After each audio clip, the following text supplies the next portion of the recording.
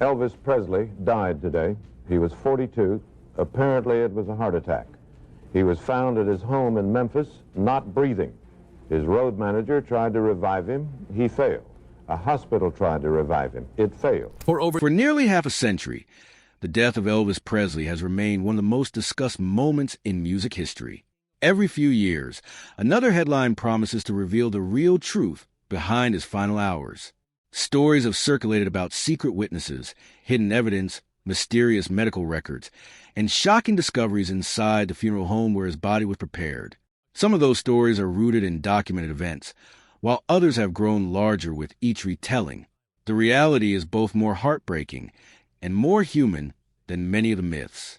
On the evening of August 16, 1977, the world lost not just the king of rock and roll, but a man whose body had been struggling for years under the weight of chronic illness, exhaustion, and relentless public expectations. This is a story of what is known about that unforgettable night and why it continues to fascinate millions decades later. By the summer of 1977, Elvis Presley remained one of the most recognizable entertainers on earth. His concerts still attracted enormous crowds, and fans continued to treat every appearance as a once-in-a-lifetime event. Yet behind the bright stage lights, those closest to him noticed that life had become increasingly difficult. Years of constant touring, demanding performances, and ongoing health problems had taken a visible toll. Friends described moments when Elvis appeared energetic and humorous, only to seem exhausted hours later. Although he never lost his passion for music, maintaining the image of an unstoppable superstar had become harder with every passing month. Graceland, his famous Memphis estate, had become both a sanctuary and a prison. It offered privacy from the outside world, but also became a place where concerns about his health were impossible to ignore. Staff members noticed irregular sleeping habits, long nights, and increasing dependence on prescription medications prescribed for various medical conditions. Even so, Elvis continued making plans for future concerts. Those around him believed he still wanted to perform, and he expected to return to the stage within days. The night before his death followed a familiar routine. Elvis spent time with people close to him, talked casually about upcoming travel plans, and appeared to be thinking ahead rather than saying goodbye. Nothing suggested that history was only hours away. Like many evenings at Graceland, the atmosphere mixed relaxation with preparation for another busy schedule. As morning approached on August 16th, Elvis eventually retired to his private quarters. According to published accounts, he spent time reading before heading into the bathroom. Sometime later, concern began to grow when he did not respond. Ginger Alden eventually discovered him lying on the bathroom floor. Emergency services were called immediately, and Graceland, normally a quiet private residence, suddenly became the center of an unfolding medical emergency. Paramedics arrived quickly and immediately began life-saving procedures. Every available effort was made to revive him as they rushed toward Baptist Memorial Hospital in Memphis. CPR continued throughout the journey. Oxygen was administered, and medical personnel refused to give up despite the seriousness of the situation. Those frantic minutes represented the final opportunity to save one of the world's most celebrated performers. At the hospital, doctors and nurses took over without hesitation. Medical teams attempted advanced resuscitation procedures, hoping they could restart his heart. Despite their experience and determination, nothing worked. After exhausting every reasonable medical effort, physicians officially pronounced Elvis Presley dead during the afternoon of August 16, 1977. The announcement spread with astonishing speed.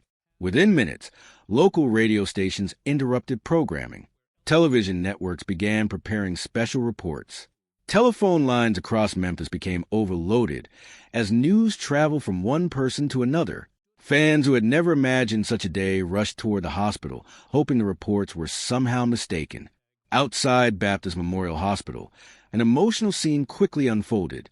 Hundreds soon became thousands as admirers gathered near the entrance. Many cried openly. Others simply stood in silence, unable to process what they had just heard. Reporters from across the country arrived almost immediately, searching for official confirmation and eyewitness accounts. Cameras lined the sidewalks while photographers attempted to capture every possible moment. Hospital staff suddenly faced a difficult challenge. They needed to protect the privacy of Elvis's family while managing overwhelming public attention. Security officers struggled to control growing crowds. Every hallway became increasingly busy as employees, police officers, medical personnel, and members of the media moved throughout the building. One of the lesser-known stories associated with that day involves hospital identification procedures. Over the years, several accounts have claimed that security concerns became so serious that additional steps were taken to protect Elvis's identity after unauthorized individuals attempted to enter restricted areas. While some details vary depending on the source, historians generally agree that extraordinary security measures became necessary because of the unprecedented public interest surrounding his death. The pressure extended far beyond the hospital walls. Elvis was not simply another famous entertainer. He represented an era of American music and culture. His death instantly became international news. Newspapers across Europe, Asia, and Australia prepared front-page coverage before the day had even ended. Millions who had grown up listening to his records suddenly found themselves mourning together. Once legal procedures at the hospital were completed, arrangements were made to transfer Elvis's body to a Memphis funeral home. The process had to be handled carefully and respectfully. Privacy remained the highest priority because photographers and curious onlookers surrounded nearly every possible exit. Every movement required careful planning to avoid unnecessary attention. When the funeral home accepted custody, only a very small number of trained professionals were involved in preparing the body. Funeral directors understand that their work depends upon trust, dignity, and confidentiality. Families expect complete privacy, particularly when handling someone whose life has been lived under constant public attention. For that reason, very little official information about the preparation process became public immediately after Elvis's death. Inside the preparation room, however, experienced embalmers faced an especially demanding responsibility. They were preparing someone recognized by virtually every person in America. Millions of fans would soon pass by his casket during public visitation. The goal was not to create an unrealistic appearance, but to present Elvis peacefully and respectfully so family, friends, and admirers could say goodbye. Professional embalming is a careful medical and restorative process designed to preserve the body temporarily for visitation and funeral services. In cases involving public figures, additional attention is often given to appearance because countless people will remember those final images forever. Every decision must balance technical skill with respect for the deceased and the wishes of the family. Years later, one particular story would generate enormous attention. Reports emerged claiming that one of the embalmers had quietly kept several items connected with the preparation process rather than disposing of them. According to later accounts, these objects remained stored privately for decades before becoming the center of public controversy. Whether viewed as historical keepsakes or inappropriate souvenirs, their existence would eventually raise difficult questions about professional ethics, ownership, and the boundaries between history and celebrity obsession. At the time, however, none of those future controversies mattered. The only priority inside the funeral home was ensuring that Elvis Presley received a dignified farewell worthy of the immense impact he had made on music history. Outside, thousands of grieving fans continued gathering near Graceland, leaving flowers, handwritten letters, and photographs. Radio stations played his songs almost continuously, while people who had never met him spoke as though they had lost a close friend. As darkness settled over Memphis, the city itself seemed transformed. Streets that normally bustle with ordinary life became unusually quiet, except for groups of mourners sharing memories of concerts, favorite records, and unforgettable performances. It was becoming increasingly clear that Elvis's death was more than the passing of a celebrity. It marked the end of an era that had forever changed popular music. Yet unknown to almost everyone outside those closely involved, another chapter of the story was only beginning, one that would remain hidden for decades before resurfacing in a way that reignited worldwide curiosity about what truly happened after Elvis's final journey ended. As preparations quietly continued inside the funeral home, only a handful of professionals knew exactly what was happening behind closed doors. Every member of the staff understood the importance of confidentiality. Elvis Presley was not simply another client. He was one of the most famous entertainers in history, and any leak of private information would immediately become international news. Family members requested dignity above all else, and the funeral directors intended to honor those wishes. The restoration process required patience, precision, and experience. Like every licensed embalmer, the senior funeral professional followed established procedures designed to prepare the body for public visitation. Reports published over the years indicate that Elvis's appearance reflected the physical challenges he had experienced during the final months of his life. Swelling associated with his medical condition had to be addressed carefully so that friends, family, and fans would remember him with peace rather than shock. His signature hairstyle had always been one of his defining features. Throughout his career, Elvis carefully maintained the image audiences expected whenever he stepped onto a stage. Funeral staff therefore worked closely with the family's wishes to recreate the familiar appearance that millions of people recognize from photographs, television appearances, and concerts. Every detail, from his hair to his clothing, was intended to reflect the man his fans remembered rather than the medical struggle he had endured during his final days. Cosmetic restoration also played an important role. Funeral professionals routinely use specialized techniques to soften visible effects caused by illness or medical treatment. Their objective is not to alter reality, but to allow loved ones an opportunity to say goodbye without focusing on the physical trauma that sometimes accompanies death. In Elvis's case, this responsibility carried extraordinary emotional weight because public visitation would allow thousands of mourners to pay their respects.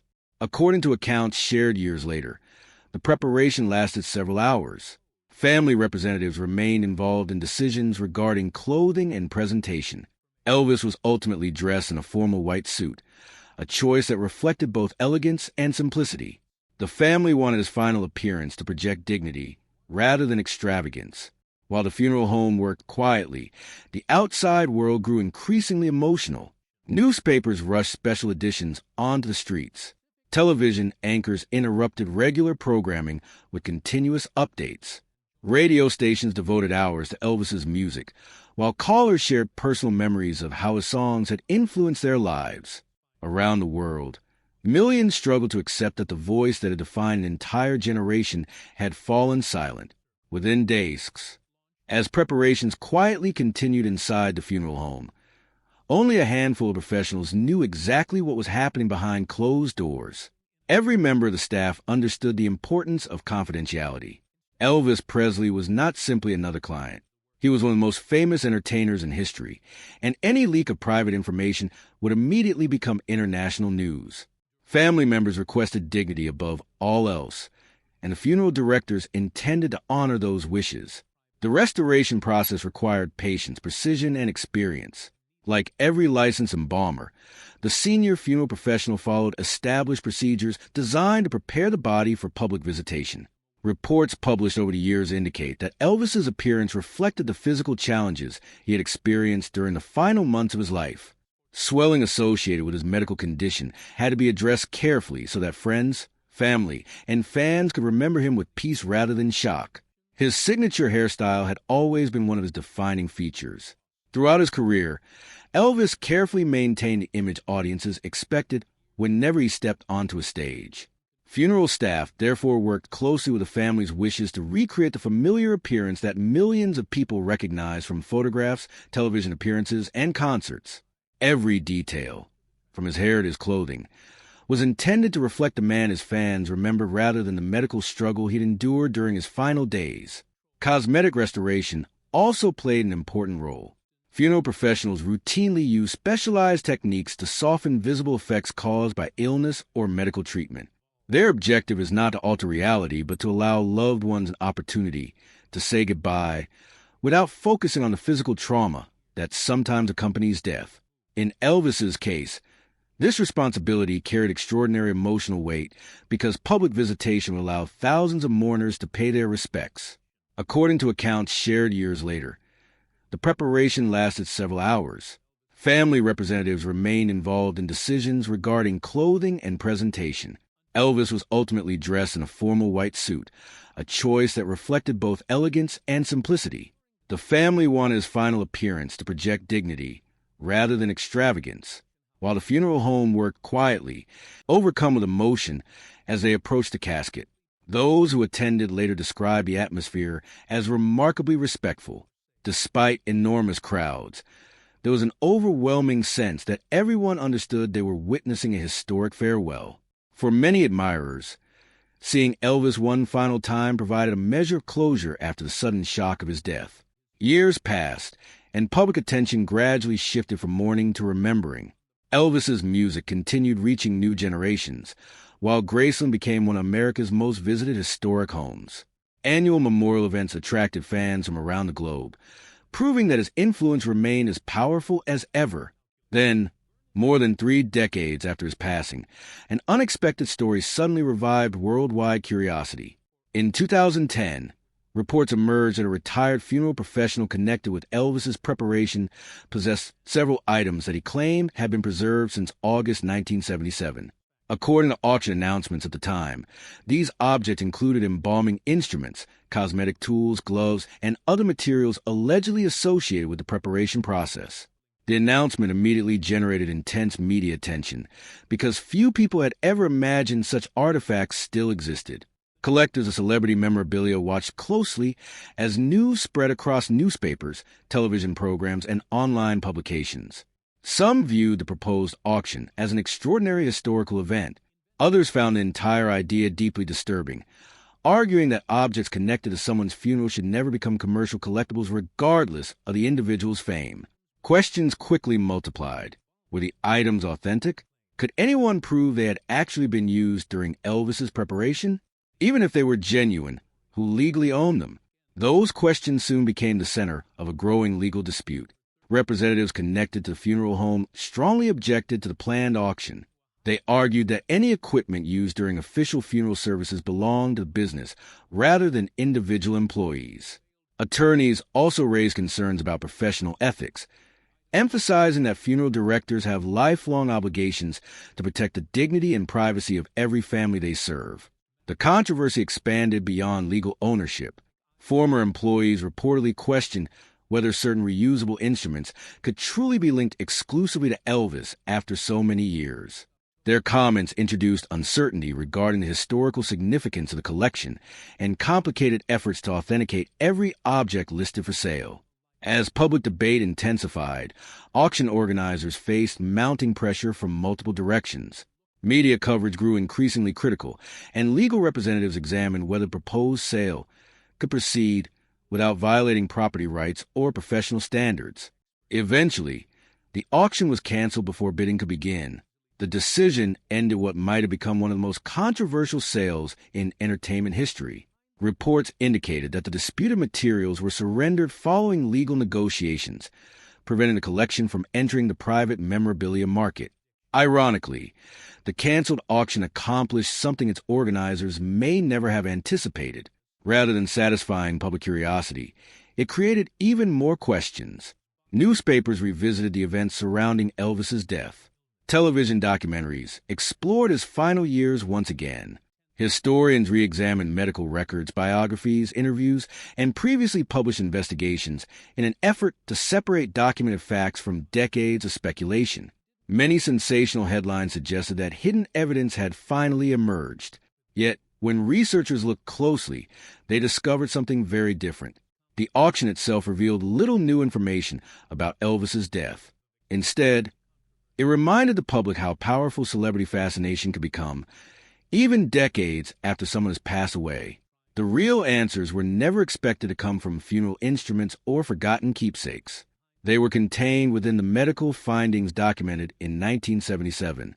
Those records painted a far more complex and tragic picture than many of the dramatic rumors circulating over the years.